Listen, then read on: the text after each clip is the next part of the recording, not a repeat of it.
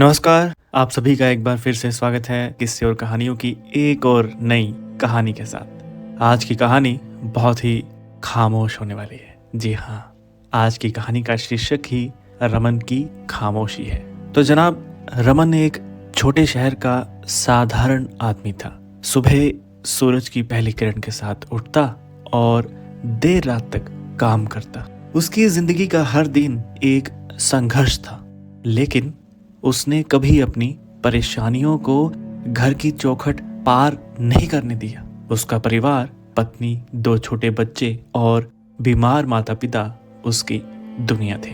रमन एक private company में काम करता था, जहां घंटों की मेहनत के बावजूद तनख्वाह इतनी नहीं थी कि घर के सारे खर्च आराम से पूरे हो सके। किराए का मकान, बच्चों की पढ़ाई, माता पिता की दवाइयाँ और रमन अपनी हर सांस के साथ यही सोचता कि कैसे इन जरूरतों को पूरा किया जाए।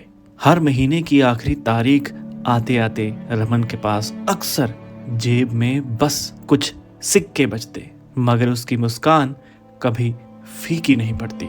जब बच्चे नए खिलौनों की फरमाइश करते, वो उन्हें कहानियों में उलझा देता। जब पत्नी खर्च बढ़ने की बात करती, तो वो सिर हिलाकर कहता, सब ठीक हो जाएगा। किसी को ये अंदाजा नहीं था कि रमन का जीवन एक संघर्ष था।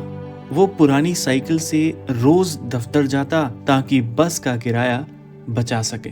रातों को वो ओवरटाइम करता और दिन में काम के दौरान चुपके से रोटी के साथ नमक खा लेता ताकि घर में राशन ज्यादा दिनों तक टिक सके। एक दिन रमन काम से लौट रहा था।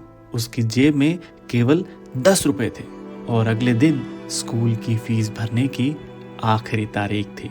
रास्ते में उसने एक दुकान पर बच्चों के लिए चॉकलेट देखी, लेकिन फिर एक गहरी सांस लेकर आगे बढ़ गया। घर पहुंचते ही बच्चे दौड़कर उसकी गोद में आ गए। रमन ने अपनी सारी थकान को उनकी मुस्कान में छुपा दिया। पत्नी ने खाने के लिए पूछा तो रमन ने झूठ बोल दिया, मैंने ऑफिस में खा लिया, तुम लोग खा लो। रात को सबके सो जाने के बाद रमन छत पर बैठा था।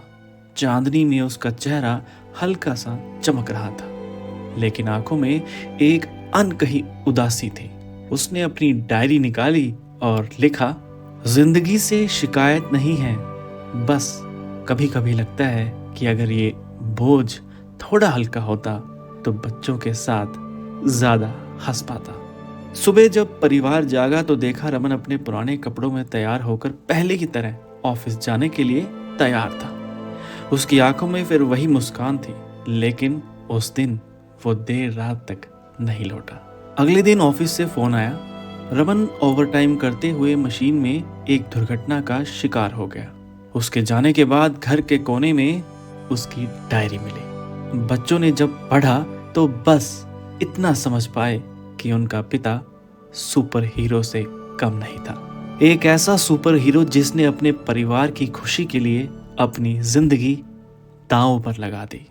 रमन की चुप्पी अब भी हर कोने में गूंजती थी।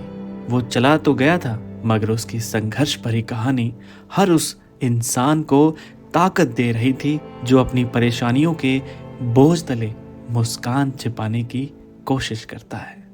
उम्मीद है कि आपको हमारी ये कहानी, या यूं कहें कि इस कहानी की खामोशी बहुत कुछ कह गई होगी। अगर आपको ये कहानी पसंद आई है तो हमारे चैनल किस्से और कहानियों को सब्सक्राइब करना मत भूलेगा और कमेंट करके ज़रूर बताइएगा कि इस कहानी ने क्या आपकी खामोशी को तोड़ा या नहीं।